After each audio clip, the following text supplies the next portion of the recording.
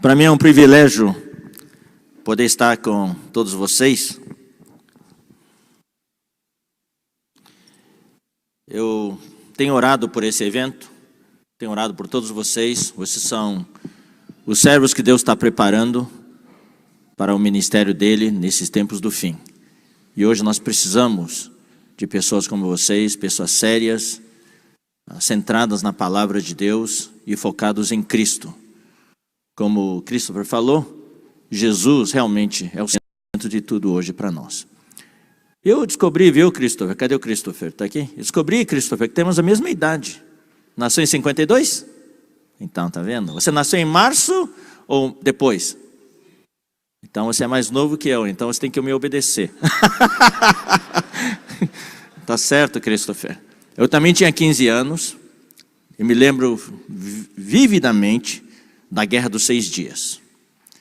Eu morava em Carazinho, Rio Grande do Sul, e a gente ia para a aula com um radinho de pilha. E no meio da aula o professor interrompia a aula, todo mundo em volta do radinho de pilha para ver os israelenses vencer aquela guerra. Em 6 dias. Aqueles países árabes em volta. 4 irmãos. O pai era um homem de Deus. O avô era um homem de Deus. Lá na China já. A primeira. Se tivesse que falar a história da minha família, ficaria aqui horas falando. É fascinante a história deles. É fascinante a história dos meus pais. Nós também tínhamos cultos familiares. Fomos educados desde criança com a palavra de Deus. E isso eu acho que é muito, muito importante, né? E eu também quero fazer mais uma apresentação adicional, baseado no que o Christopher falou há pouco. Eu sou chinês de nascimento. Agora, a minha nacionalidade é norte-americana. Está vendo a minha cara de gringo? E eu moro no Brasil. Mas antes de ser americano, eu fui britânico. Então, essa é a história. Mas esse não é o centro da minha história. O centro da minha é enxertado na oliveira original. E que desfruta muito da raiz e da seiva. É maravilhoso poder realmente estar no corpo de Cristo junto com os irmãos. Vou tirar o meu relógio aqui para poder controlar o tempo.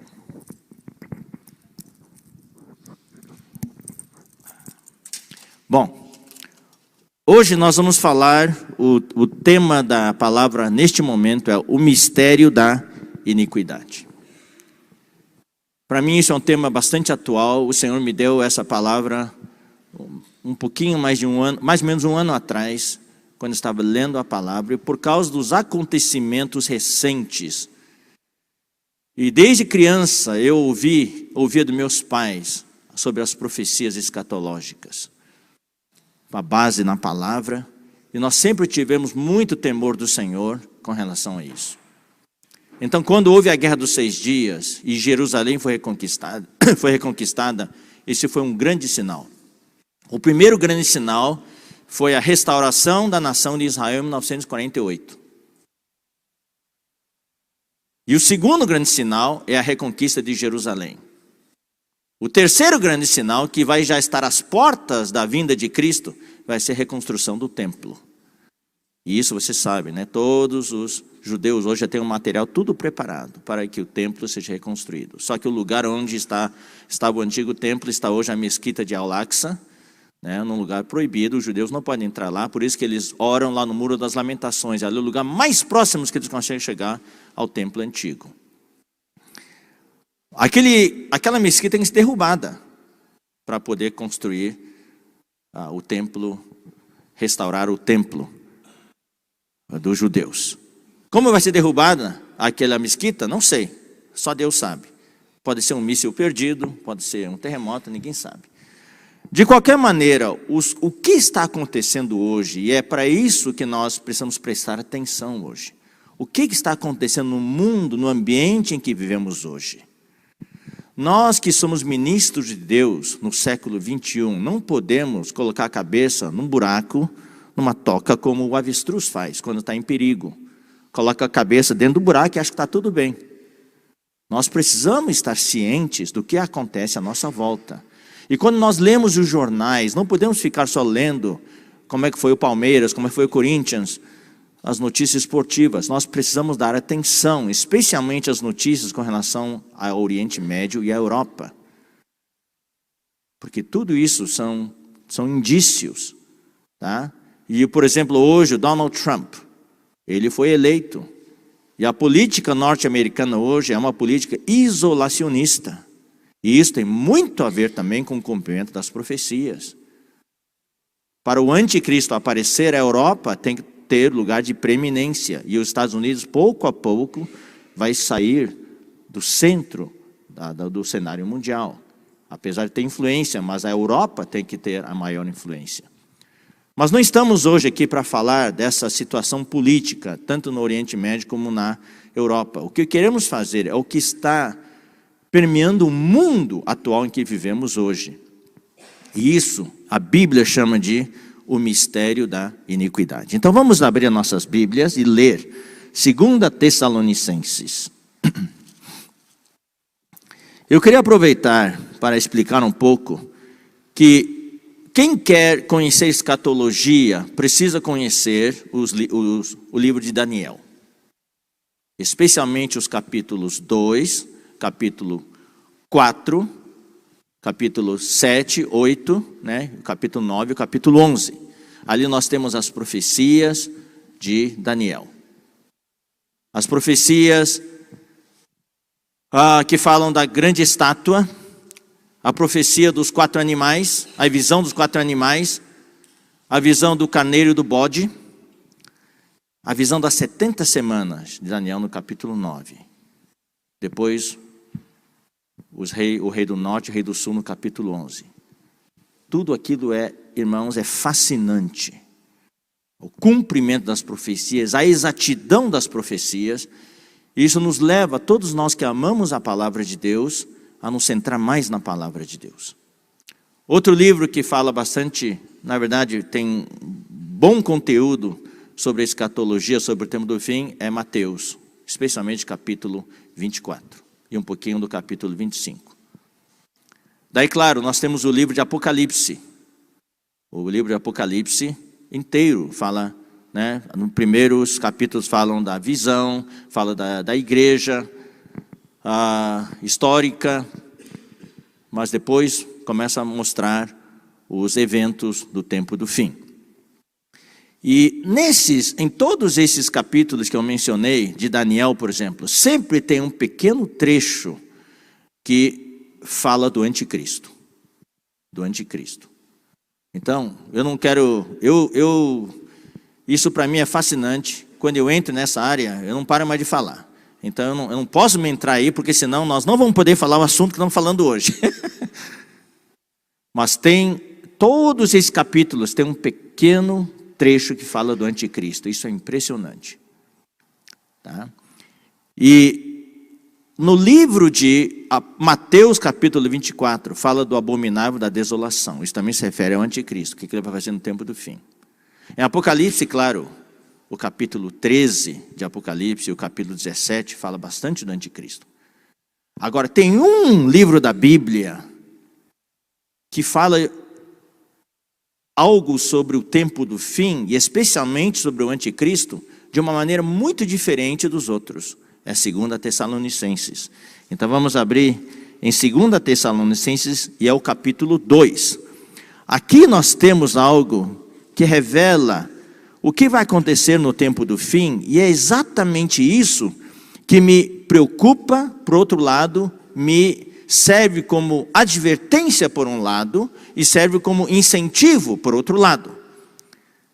É o 2 Tessalonicenses capítulo 2, fala do que vai acontecer no tempo do fim, e fala especificamente do anticristo. Aqui ele tem vários apelidos, então vamos ler. Vamos ler o capítulo 2 de 2 Tessalonicenses, versículo 1. Irmãos, no que diz respeito à vinda de nosso Senhor Jesus Cristo E a nossa reunião com Ele, nós os exortamos. Isso tem a ver com arrebatamento. Eu não vou entrar em detalhes aqui, porque senão eu vou gastar muito tempo. A que não vos demovais da vossa mente com facilidade, nem vos perturbeis, quer por espírito, quer por palavra, quer por epístola, como se procedesse de nós, supondo tenha chegado o dia do Senhor. Eu vou falar um pouquinho sobre isso hoje à tarde. Ninguém de nenhum modo vos engane, porque isto não acontecerá sem que primeiro venha a apostasia. Eu quero falar um pouquinho sobre isso agora, neste momento. Irmãos queridos, nós estamos vivendo nos dias atuais, no século 21, no ano de 2017, mês de julho, nós estamos vivendo tempos de apostasia, de desvio das verdades bíblicas, do desvio da revelação de Deus na Bíblia. Os valores humanos estão em degradação. Os valores morais, está havendo uma revolução moral no mundo inteiro. Revolução sexual. E nós que somos ministros de Deus, estamos aqui sendo treinados pelo Senhor para ser os servos de Deus, os ministros de Deus. Nós temos de saber que nós não somos imunes a esses ataques. Eu conheço um número.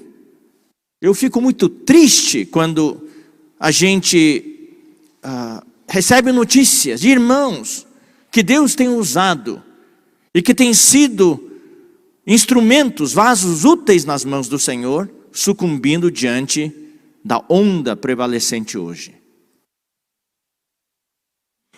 Nós não somos imunes. Nós precisamos nos vacinar. É o que nós vamos falar hoje à tarde, sobre a nossa imunização. O que existe hoje, essa apostasia, é uma pressão muito grande.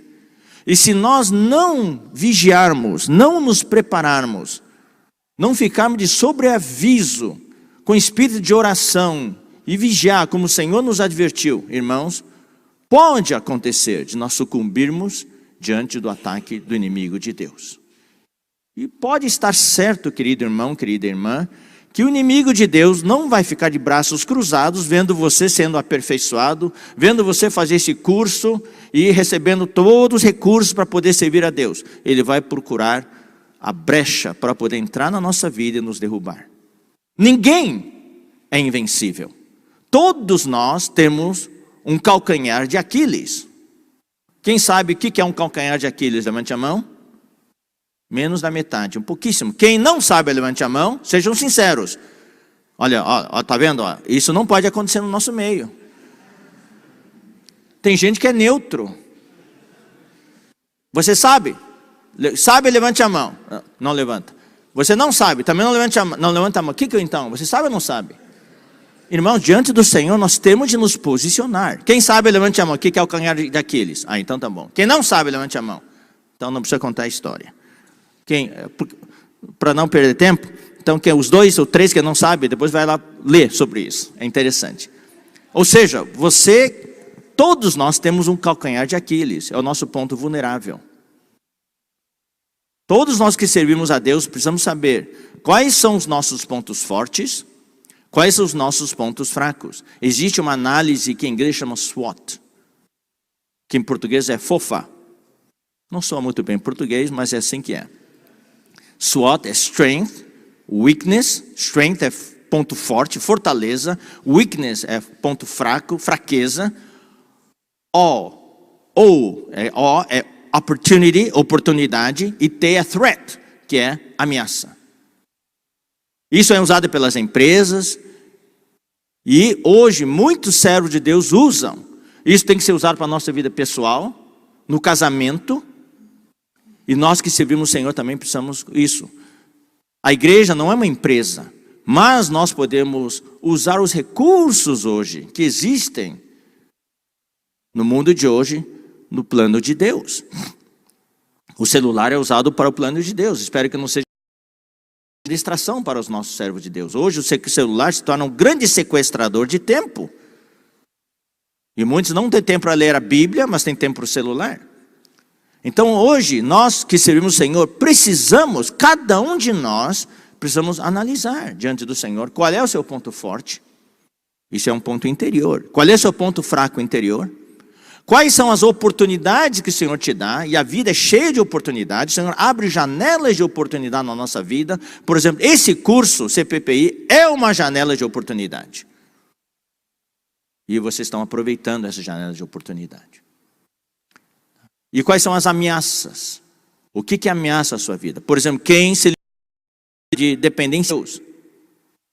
Aquela dependência química, aquelas drogas, sempre são uma ameaça. Então os irmãos devem se precaver, procurar evitar aquilo. Então, queridos irmãos, hoje estamos em tempos de apostasia. Eu quero ler com vocês Daniel capítulo 7. Daí a gente volta para cá de novo. Daniel capítulo 7, versículo 25.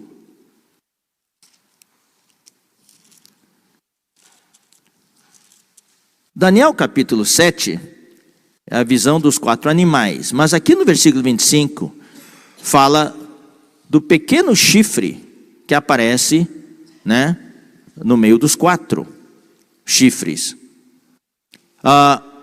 Aqui fala no versículo 25. Isso é com referência ao anticristo. Ele proferirá palavras contra o Altíssimo, magoará os santos do Altíssimo e cuidará em mudar os tempos e a lei. Esse versículo se refere à grande tribulação. E os santos lhes serão entregues nas mãos por um tempo, 2 tempos e metade de um tempo. Um tempo é 1 ano, 2 tempos são 2 anos e metade de um tempo é meio ano. Então são os 3 anos e meio da grande tribulação. É o que está escrito aqui. E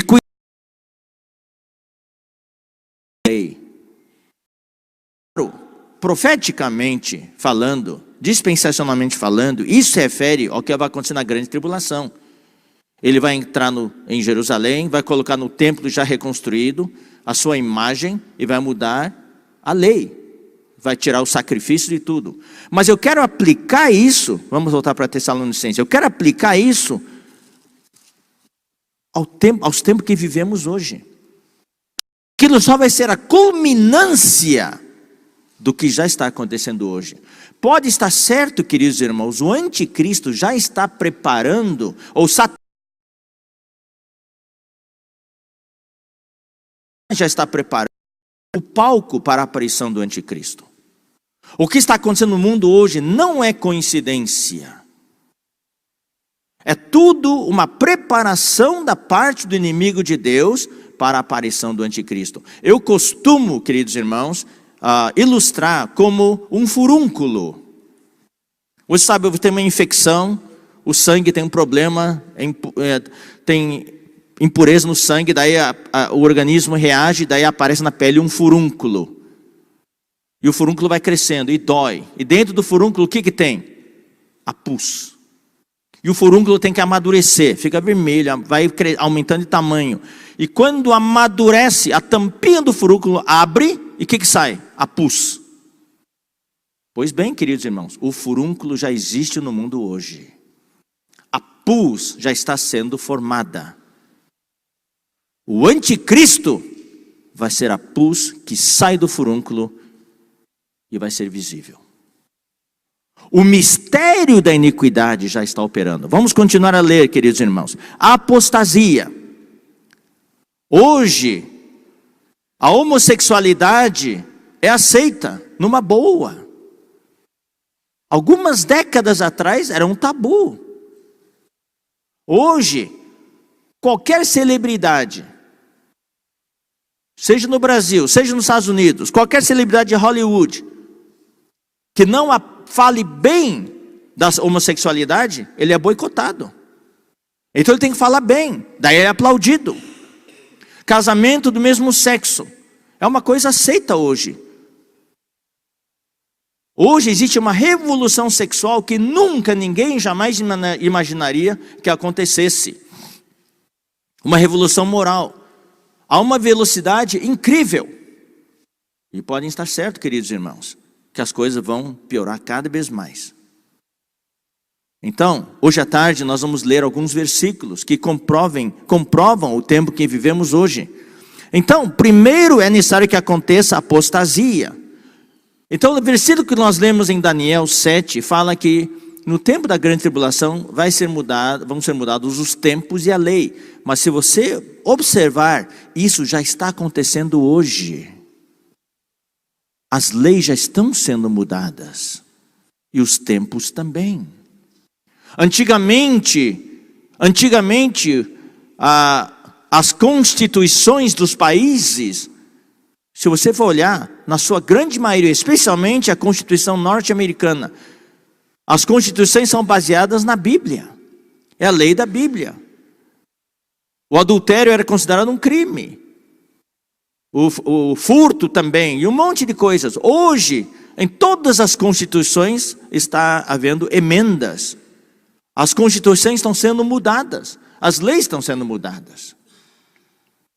No Brasil nós estamos lutando contra essa ideologia do gênero. No mundo inteiro. É aceito em muitos países. E no Brasil, estão querendo passar isso agora passaram para as cidades, os municípios, definir se isso vai ser incluído no currículo escolar e essas coisas. E eu vou dizer uma coisa, quem é pai aqui hoje? Levante a mão. Queridos irmãos, quem tem filhos pequenos, morando com vocês? Eu vou dizer uma coisa, queridos irmãos. Hoje, ser uma criança, ser um jovem, ser um adolescente, é muito diferente da nossa época. Vocês que são pais, eu vou falar um pouquinho sobre isso hoje à tarde. Eu tenho um encargo muito profundo pelos pais. Tenho dado muitas palestras para os pais. Hoje os pais estão se eximindo. Os pais são muito passivos hoje, assistindo os seus filhos sendo bombardeados dia e noite, na escola, com os amigos, na televisão, por essas ideologias, e nós não fazemos nada em casa. E quando nossos filhos tornam adolescentes, a cabeça deles já está feita. Eles já são vítimas da apostasia. Não é só nós servirmos a Deus. Nós temos que servir a Deus com as nossas famílias. A plataforma de lançamento do nosso ministério é a nossa família. Quem é solteiro, a plataforma do seu ministério é a sua vida individual, o seu testemunho pessoal. Mas quem é casado é a nossa família. Hoje tem muitos que servem a Deus, mas o casamento está com problemas. Hoje tem muitos que servem a Deus, seus filhos estão com problemas. E a Bíblia fala claramente, em 1 Timóteo capítulo 3, que se alguém não sabe governar a sua própria casa, como vai cuidar da igreja de Deus? Então, diante de Deus, eu espero que cada um de nós possamos também receber de Deus esse encargo. De que os primeiros a quem devemos cuidar no nosso ministério é a nossa família. Nós não podemos ganhar um monte de irmãos na igreja e perder os nossos familiares.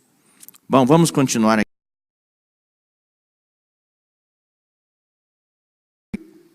Fala assim, então será revelado o homem da iniquidade, o filho da perdição. Esses são dois títulos do anticristo. Ele é o homem da iniquidade. A iniquidade é a pus. O homem da iniquidade é a pus feita visível. Ele é o filho da perdição. Ele se opõe e se levanta contra tudo que se chama Deus. É o pós-modernismo de hoje. Nós não temos tempo para definir o que é o pós-modernismo. Eu só vou falar em poucas palavras. No pós-modernismo temos primeiro a massificação. Hoje o mundo tem uma onda de massificação, tornar todo mundo igual. Fazer a cabeça de todo mundo tem que usar isso, todo mundo tem que usar aquilo, todo mundo tem que fazer desse jeito. Todos os jovens têm que namorar e ficar antes de casar. Na adolescência tem que namorar, tem que ficar. É o decreto do rei. Os pais de Faraó não temeram o decreto do rei. Qual era o decreto do rei? Que todo homem varão entre os israelitas tinha que morrer. Tinha que ser jogado no rio e morrer.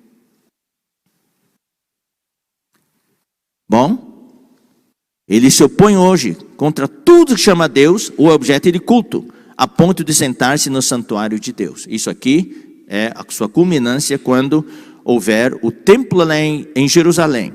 Durante a grande tribulação, ele vai colocar sua imagem no templo, ostentando-se como se fosse o próprio Deus. E no pós-modernismo hoje, eu só dar umas pinceladas agora, e à tarde eu vou falar um pouquinho mais. O pós-modernismo não é contra Deus.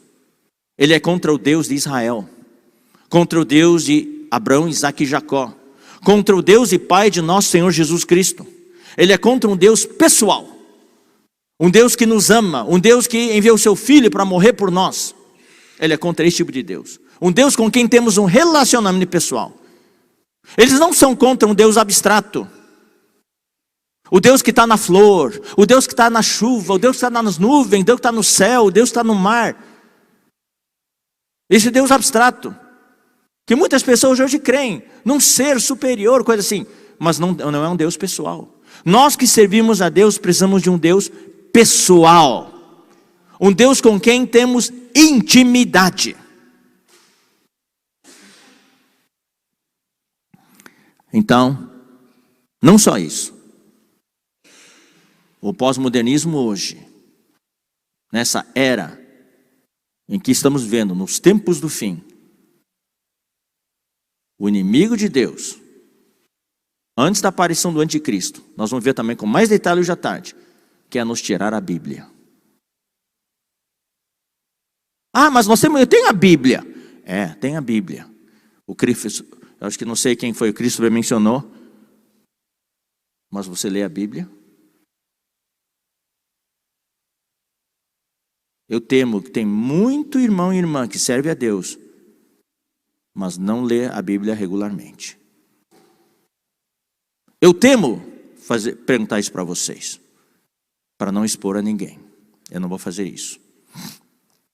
Eu fiz essa experiência nos vários lugares onde eu ministrei a palavra, especialmente para os jovens grandes, adultos. Eu pedi para todo mundo fechar os olhos, baixar a cabeça, para ninguém poder ver, olhar. Eu perguntei, quem lê a Bíblia regularmente? Levante a mão. Só 20% levantou a mão. Servem a Deus, mas não leem a Bíblia. É só uma obra. Não tem intimidade com Deus. Isso é apostasia. A apostasia não alcança só os incrédulos. A apostasia está entrando na igreja hoje. Vamos continuar. Não vos recordais de que ainda convosco eu costumava dizer-vos estas coisas? E agora sabeis o que o detém, para que ele seja revelado somente em ocasião própria. Tem algo que detém o anticristo. Hoje à tarde vamos falar um pouquinho sobre isso. Com efeito, agora sim, é o tema desta manhã. O mistério da iniquidade já opera. Já operava no tempo de Paulo. E hoje, no século 21, opera de uma maneira muito mais forte. E aguarda somente que seja afastado aquele que agora o detém. Então será de fato revelado o iníquo, a quem o Senhor Jesus matará com o sopro de sua boca. Isso vai ser na batalha de Armagedon. Bom? Falo do mistério da iniquidade. Eu quero ler aqui para vocês vários versículos. Vamos ter que fazer uma leitura rápida, tá? A Bíblia é um livro maravilhoso. A Bíblia é um livro de mistérios. Então vamos ler alguns versículos, só para nós vermos a amplitude dessa palavra ministério na Bíblia. Vamos ler Marcos capítulo 4, versículo 11. Irmão, nós vamos ler bem rápido, tá? Ele lhes respondeu, a vós outros vos é dado conhecer o mistério do reino de Deus. Então existe aqui o mistério do reino de Deus. Romanos 16, 25. Romanos 16, 25 fala, ora, aquele que é poderoso para vos confirmar segundo o meu evangelho e a pregação de Jesus Cristo, conforme a revelação do mistério guardado em silêncio nos tempos eternos. Uau! Tem um mistério que estava guardado desde a eternidade passada. E Deus agora está revelando para o seu povo. 1 Coríntios 2, 7. Mas falamos a sabedoria de Deus em mistério, outrora oculta, a qual Deus preordenou desde a eternidade para a nossa glória. Fala de mistério. 15:51. 1 Coríntios 15:51. Eis que vos digo um mistério: nem todos dormiremos, mas transformados seremos todos. É o mistério do arrebatamento, o mistério do rapto. Vamos ler agora Efésios capítulo 1. Efésios é o livro dos mistérios. Efésios capítulo 1, versículo 9.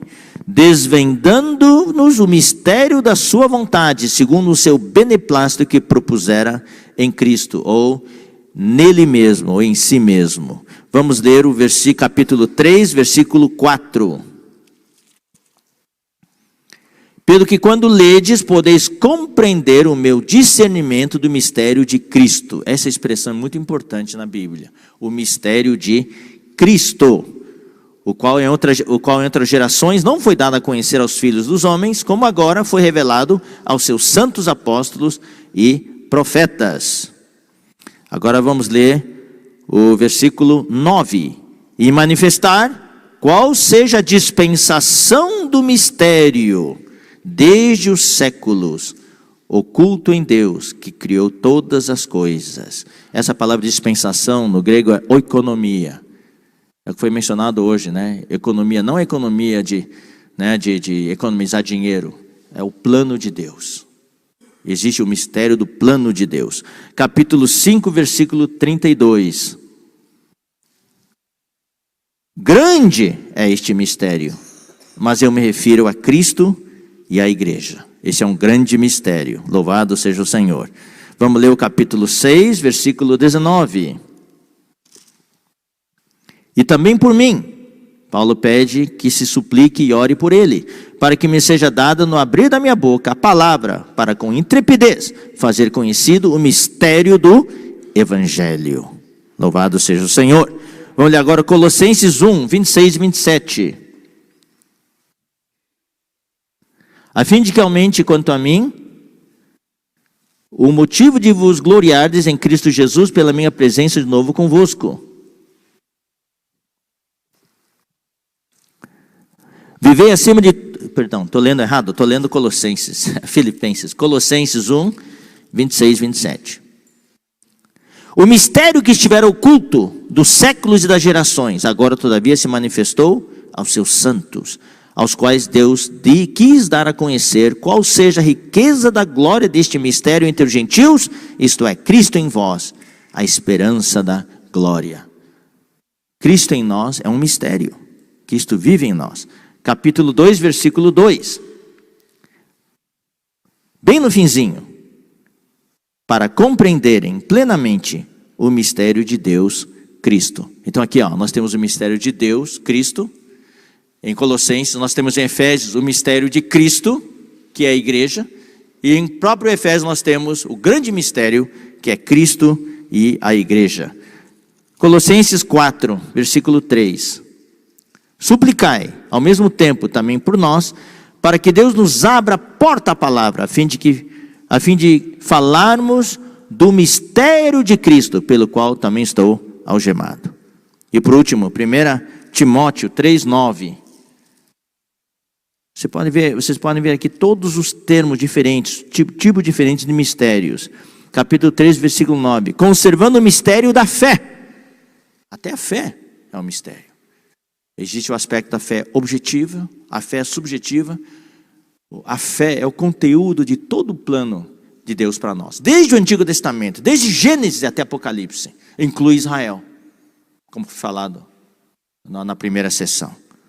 E Apocalipse, nós temos ainda, não precisamos folhear a Bíblia para isso, o mistério das 7 estrelas que estão na mão direita do Senhor.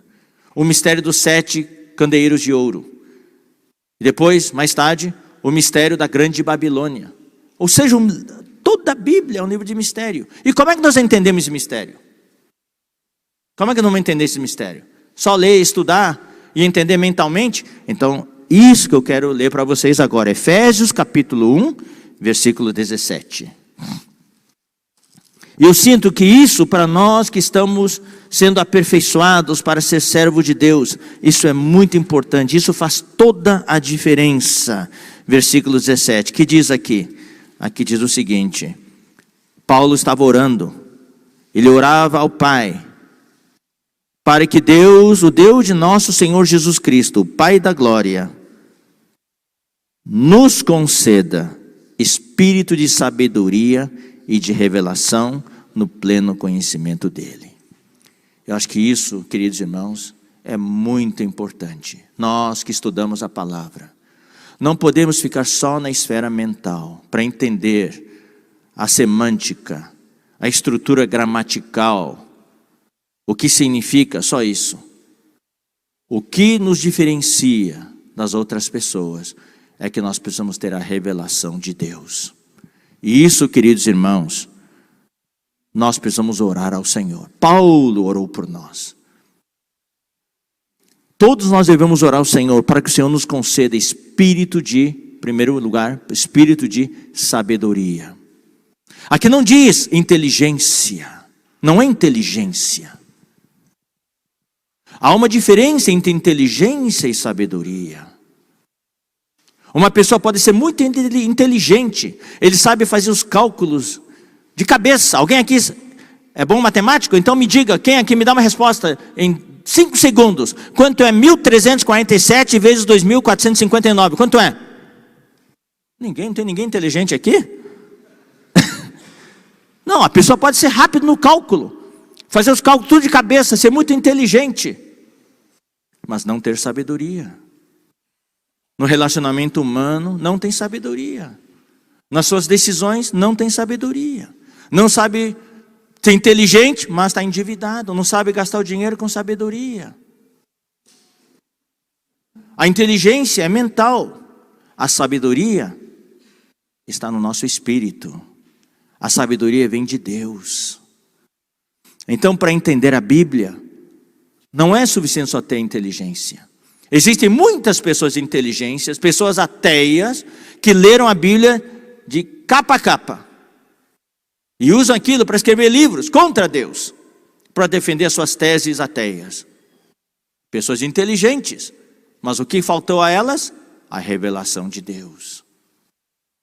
O pulo do gato aí, irmãos, é a revelação de Deus.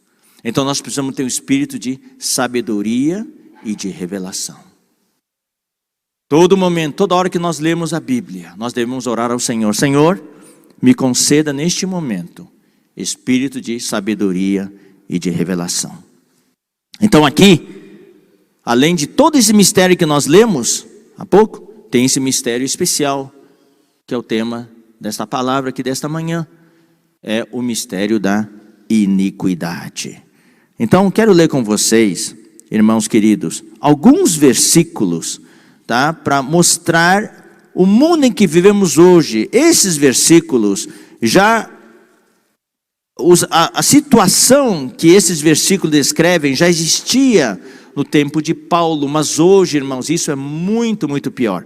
Vamos ler 1 Coríntios capítulo 6, tá? Capítulo 6, versículos 9 a 11. Ou não sabeis que os injustos não herdarão o reino de Deus? Queridos irmãos, se você ler o contexto, os injustos aqui não se referem a incrédulos. São injustos que vivem na igreja. Paulo estava falando para os irmãos da igreja em Corinto. E na igreja em Corinto havia vários irmãos que praticavam essas coisas. E Paulo estava falando para eles uma palavra de advertência. Não é só ser membro de uma igreja. Não é ser teu nome de irmão, ser batizado, participar da ceia do Senhor. Aqui tem uma advertência. Vocês não sabem ou não sabeis que os injustos não herdarão o reino de Deus? Existe a linha dos arminianos e dos calvinistas sobre a salvação sendo eterna. A salvação é eterna, não é eterna, é uma vez salvo, salvo para sempre. Não estamos aqui para discutir isso. Mas Paulo adverte. Você pode estar na igreja hoje, ser batizado, mas se você praticar essas coisas, você não vai herdar o reino de Deus. Agora não estou aqui para explicar o que isso significa, só estou falando essa advertência. Não vos enganeis, nem impuros são os fornicários, nem idólatras, nem adúlteros, nem efeminados, nem sodomitas. Sodomitas, a palavra grega quer dizer homossexuais. Nem ladrões, nem avarentos, nem bêbados, nem maldizentes, nem roubadores herdarão o reino de Deus. Nós temos a tendência hoje na igreja de discriminar, fazer uma coisa especial para os homossexuais. Na igreja pode ter fornicário, mas não pode ter homossexual. Na igreja pode ter ladrão, mas não pode ter homossexual. Na igreja, você sabia, irmãos, até que fala, até maldizente. Cuidado, maldizente é falar mal do outro. Se você fala mal do outro, você também não vai herdar o reino de Deus. É que nem homossexual. Está na mesma categoria. Então, Deus não faz acepção de pessoas. Está tudo na mesma categoria aqui. Deus odeia o pecado, mas ama os pecadores. Vamos continuar. Vamos ler agora Gálatas 5, 19 a 25.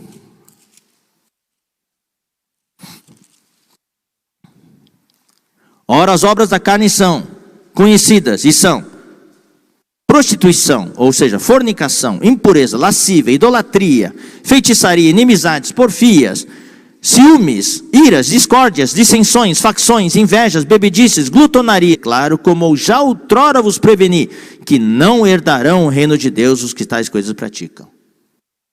Tá? Tudo isso, irmãos, são as coisas que são praticadas no mundo.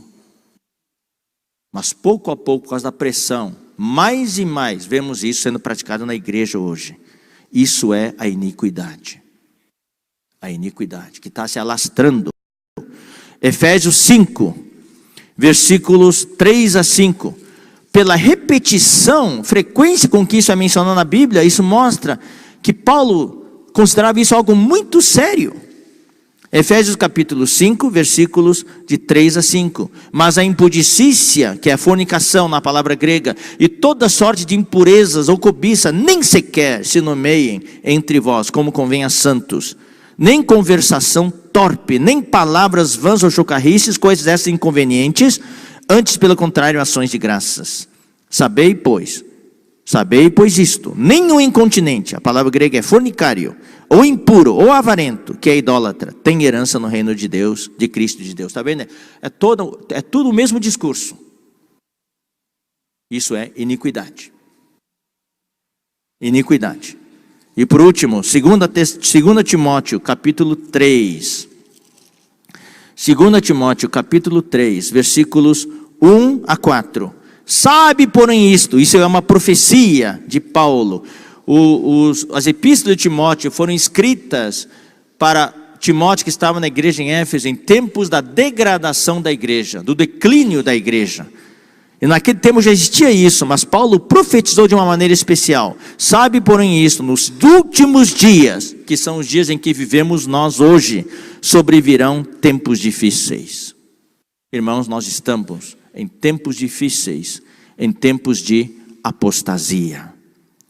Pois os homens egoístas, avarentos, jactanciosos, arrogantes, blasfemadores, desobedientes aos pais, ingratos, irreverentes, desafeiçoados, implacáveis, caluniadores, sem domínio de si, cruéis, inimigos do bem, traidores, atrevidos, enfatuados, mais amigos dos prazeres que amigos de Deus.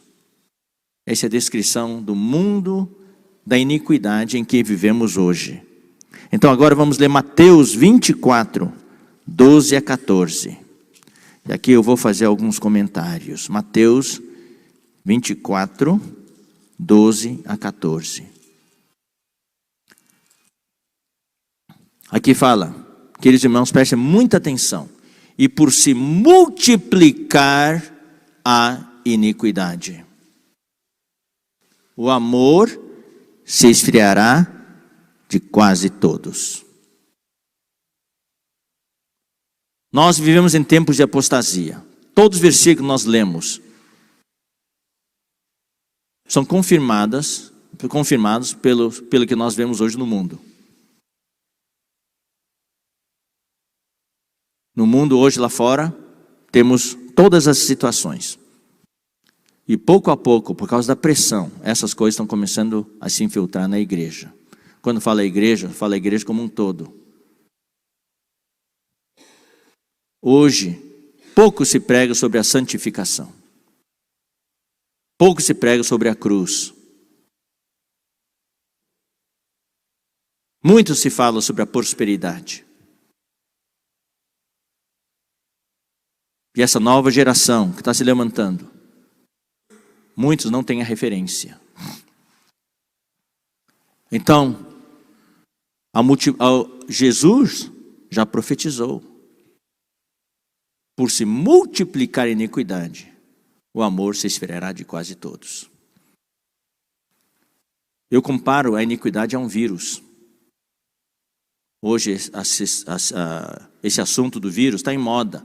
Existem as vacinas, existe a dengue, chikungunya. Qual é o outro que tem? Zika. Hoje temos a febre amarela. Quem aqui se vacinou contra a gripe já? Levante a mão. Não, pouquíssima gente. Quem tem mais de 60 anos tem que se vacinar. Agora o jovem deve se vacinar também. Tem vacina sobrando, tá? É importante se vacinar. Então os vírus se multiplicam hoje. E quais são os sintomas? Quais são os sintomas de que, será que eu fui infectado por esse vírus da iniquidade? O sintoma, querido irmão, está bem claro aqui. É o esfriamento do amor. No tempo do fim, nos tempos apocalípticos, o amor vai se esfriar. O homem começa a prestar atenção só para si. O homem se torna egoísta, egocêntrico.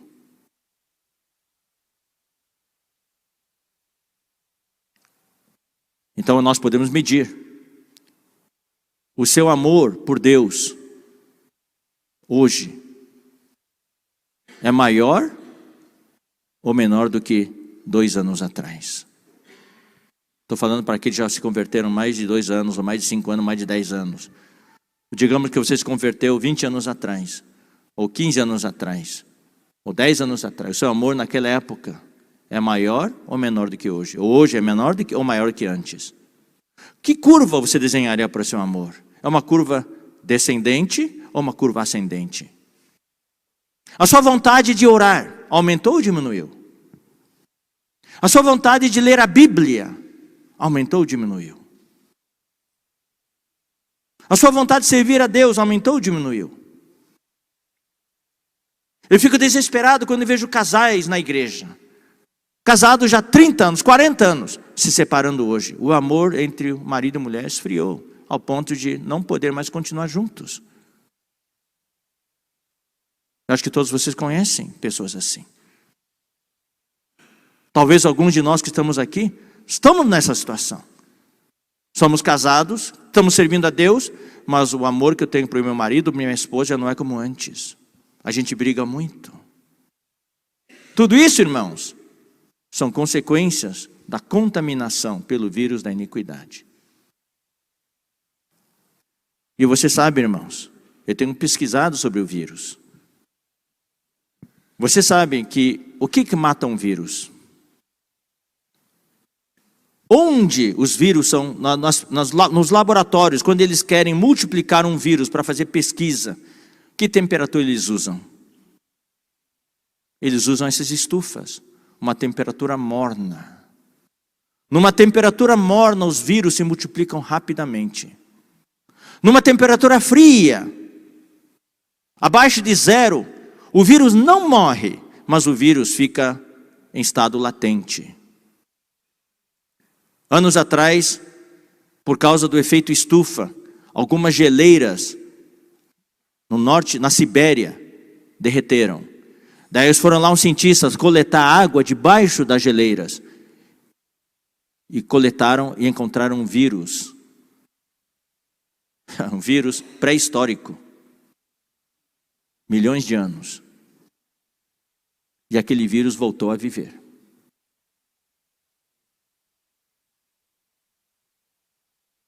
Só estava lá parado por causa da temperatura. Você sabe que existe uma diferença entre vírus e bactéria. O vírus, na verdade, não é um organismo vivo. A bactéria, sim. Mas o vírus, ela se multiplica. Numa temperatura fria, não se multiplica. E quando existe uma epidemia e morrem milhares de pessoas, o que você faz com os cadáveres, com as roupas contaminadas das pessoas? O que você faz? Alguém lava e doa? O que você faz com essas roupas? Queima. A única maneira de acabar com o vírus é temperatura elevada. Irmãos queridos, nos tempos da iniquidade, a mornidão é o que prevalece. Hoje na igreja, o que prevalece, falando da igreja em geral, o que prevalece é a mornidão. Por isso o Senhor Jesus falou em Apocalipse capítulo 3, eu vou ler só para ler, mas eu acho que todos vocês já conhecem, que Jesus falou que, porque não és nem quente nem frio, estou a ponto de vomitar-te da minha boca. O Senhor falou aqui em Apocalipse 3,15, conheço as tuas obras, que nem és frio nem quente. Quem dera fosses frio ou quente. Se fosse frio, o que ia acontecer?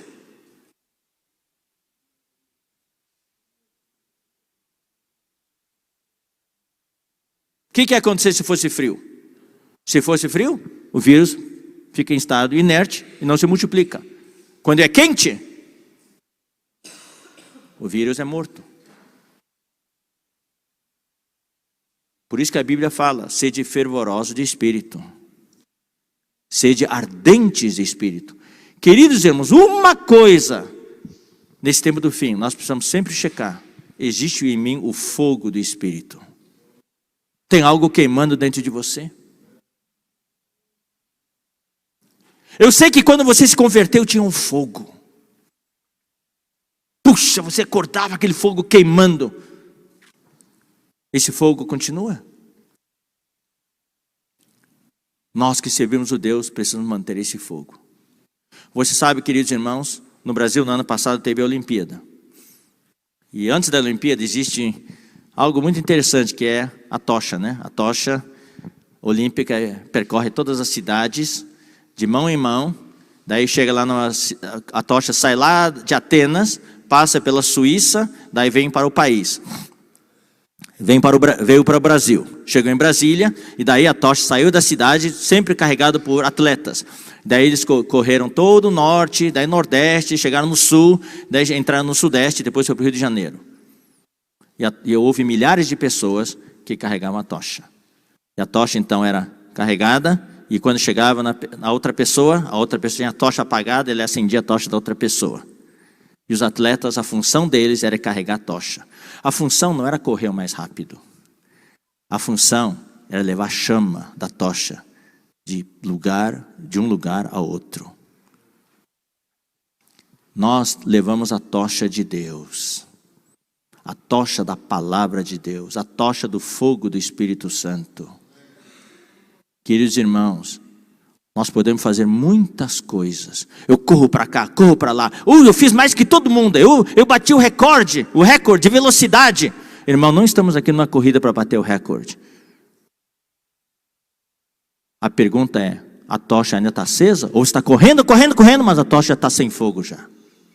Mas eu cheguei antes que todo mundo. Eu bati o recorde de velocidade. Mas a tocha está apagada já faz tempo. Quando chega, não tem fogo para passar para outras pessoas.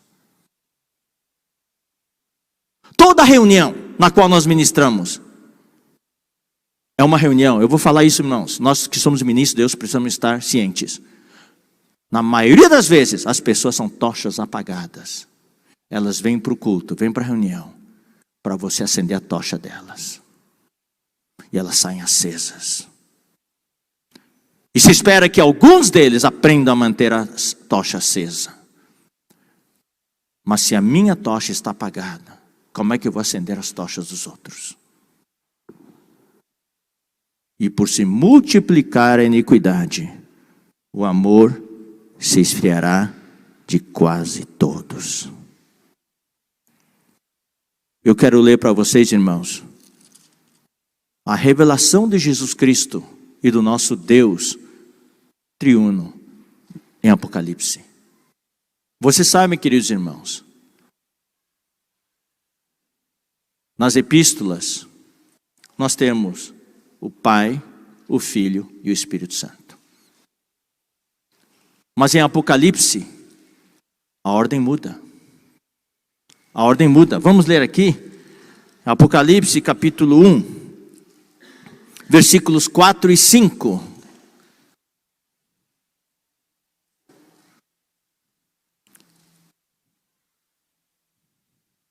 João, as 7 igrejas que se encontram na Ásia, graça e paz a vós outros, e da parte daquele que é, que era e que há de vir. Quem é esse? Esse é o Pai. Esse é o nosso Deus eterno, aquele que era, que é e que há de vir. Mas daí, na sequência, o correto seria o Filho. Essa é a saudação normal nas epístolas. Mas olha só o que vem. Da parte dos 7 espíritos que se acham diante do seu trono. Entrou o Espírito. E agora entrou 7 espíritos. Então o que é? Existem 7 unidades de Espírito. Espírito número 1, Espírito número 2, Espírito número 3, Espírito número 7? Não. Já vou explicar. E terceiro, e da parte de Jesus Cristo, a fiel testemunha, o primogênito dos mortos e o soberano dos reis da terra.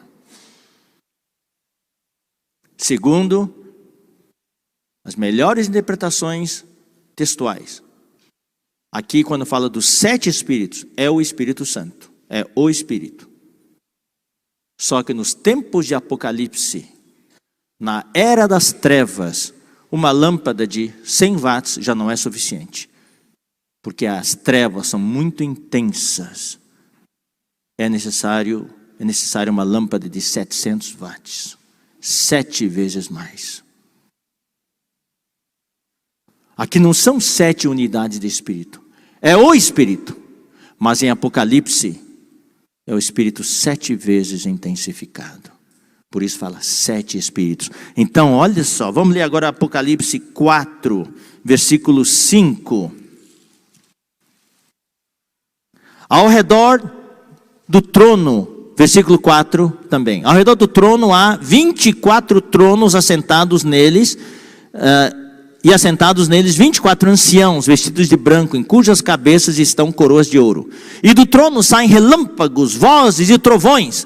Olha só que coisa maravilhosa, irmãos. E diante do trono ardem quantas tochas de fogo? 7 tochas de fogo, que são os 7 Espíritos de Deus. Aqui vem um detalhe. Os 7 Espíritos de Deus, que é o Espírito Santo, 7 bem intensificado, ele é ilustrado aqui como 7 tochas de fogo. Não é mais uma tocha.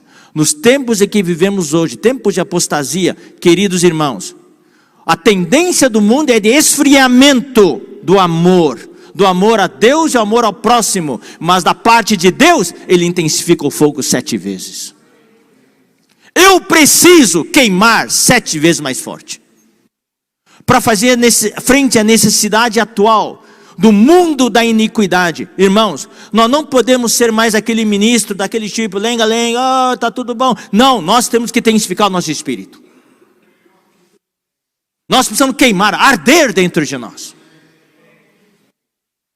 O tempo está cada vez mais curto. O Senhor está prestes a voltar. Nós precisamos queimar 7 vezes mais. E você sabe, queridos irmãos, tudo que existe no mundo, não tem ilusão nenhuma. Tudo é para apagar o seu fogo. Não pense que existe alguma coisa no mundo que vai ajudar você a manter o seu fogo mais forte. Tudo que você tem lá fora é para apagar o seu fogo. Nós precisamos ter intimidade com Deus. Como Moisés, ele ia diante de Deus. Quando ele saía da presença de Deus, saía do Santo dos Santos, ele saía da presença de Deus, o que acontecia com ele? O rosto dele brilhava. Ele tinha o fogo de Deus. Vamos ler também agora Apocalipse 5, 6. Então vi no meio do trono e dos 4 seres viventes e entre os anciãos de pé um cordeiro, como tendo sido morto. Ele tinha 7 chifres, bem como 7 olhos. O que são esses 7 olhos? São os 7 Espíritos de Deus enviados por toda a terra. Aqui nos mostra a unidade de Deus. Aqui os olhos do Cordeiro são os 7 Espíritos. Não separe Deus. Deus está do Pai aqui, né? No Vaticano existe uma pintura, né? O pai está lá, um homem de branco de barbas, velho. Daí o filho jovem, um mancebo do lado dele. E o Espírito Santo como uma pomba. 3 seres separados. Não, nosso Deus é o Deus único. Os 7 olhos do Cordeiro são os 7 Espíritos de Deus enviados por toda a terra. Sabe onde estão esses 7 Espíritos, 7 olhos do Cordeiro hoje? Estão aqui em Sorocaba. Para que servem os olhos? Para olhar para você. E esses 7 olhos, a Bíblia diz que é o quê? São 7 Espíritos. E no 4:5 de Apocalipse fala que os 7 Espíritos são o quê? 7 tochas. Ou seja, queridos irmãos, quando Jesus olha para você, Ele faz 2 coisas. Eu quero que você sinta que Jesus está olhando para você neste momento. Não com 2 olhos, com 7 pares de olhos. Primeiro, os 7 olhos do Cordeiro são 7 Espíritos de Deus, são 7 tochas. As 7 tochas, Ele vai por dentro de você para queimar tudo aquilo que não é de Deus. Ele quer nos limpar, quer nos santificar, quer tirar a iniquidade de nós. Ele está olhando para você, e quando Ele olha, se você ler Apocalipse capítulo 1, quando João viu aquele que andava no meio dos candeeiros de ouro, os olhos dele eram como chamas de fogo. Primeira coisa que Jesus faz é para queimar você. Nos tempos apocalípticos, eu quero olhar para os olhos do Senhor para que Ele venha me queimar. É um lança-chama para queimar todo o lixo que eu tenho dentro de mim. Hoje, quando tem muito mato num lugar, o pessoal não quer ir lá passar capinadeira ou enxada, o pessoal taca fogo. Pois é, Jesus quer fazer isso. Com as 7 tochas de fogo, Ele quer queimar todas as impurezas, todas as coisas negativas pertencentes à iniquidade. Por outro lado, os 7 olhos do Cordeiro são olhos cheios de dulçor. Quando Ele olha para você, você sabe, quem é casado, né? Quando eu estava namorando a minha esposa, quando estava tendo comunhão para a gente se conhecer mais, quando eu olhava para ela, ela olhava com aqueles olhos dela, eu derretia. Os olhos do Senhor, por um lado, são como 7 tochas de fogo para queimar tudo que é negativo. Por outro lado, para infundir você com o amor de Deus. Esse amor que se esfriou, Ele quer intensificar em você. Ele olha para você, a gente olha para você, derreto. Estou cheio, recebo a vida dEle, o suprimento dEle, o amor dEle, seja o Senhor. Vamos ler agora 2 Pedro, capítulo 3, e vamos com 2 Pedro, capítulo 3. A 13. Virá, entretanto, como ladrão o dia do Senhor, no qual os céus passarão com estrepitoso estrondo, e os elementos se desfarão abrasados. Também a terra e as obras que nela existem serão atingidas. Irmãos, olha só. Visto que todas essas coisas da iniquidade hão de ser assim desfeitas, vão ser queimadas com fogo, deveis ser tais como os que vivem em santo procedimento e piedade. O que Deus quer de nós, os servos de Deus, é servi-lo com santidade. Um dia, tudo vai ser queimado. Mas eu prefiro que as coisas sejam queimadas em mim hoje, quando eu olho para o Senhor. Queima em mim, Senhor, tudo que esfria o meu amor. Versículo 12, esperando, isso é esperar e apressar a vinda do Senhor, a vinda do dia de Deus, por causa do qual os céus incendiados serão desfeitos e os elementos abrasados se derreterão. Se essas coisas não forem queimadas hoje, vão ser queimadas aquele dia, e o juízo de Deus vai nos alcançar. Eu quero que as coisas de mim sejam queimadas hoje, na era da graça. Hebreus 12. Hebreus 12. Versículos 28 e 29. Por isso, recebendo nós um reino inabalável, retenhamos a graça, pela qual sirvamos a Deus de modo agradável, com reverência e santo temor. Esse é o espírito de um que serve a Deus. E aí vem uma advertência. Por quê? Porque o nosso Deus é fogo consumidor. Eu tenho uma oração: Senhor, consome, queima, elimina tudo que não pertence a Ti, hoje no meu serviço.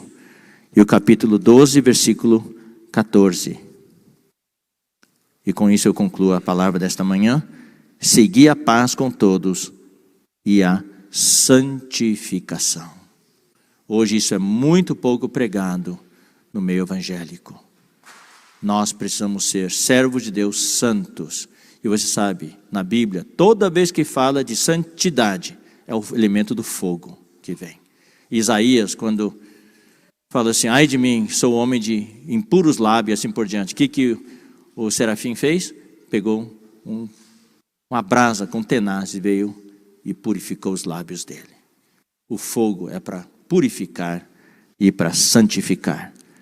Seguir a paz com todos e a santificação, sem a qual ninguém verá o Senhor. Vamos orar.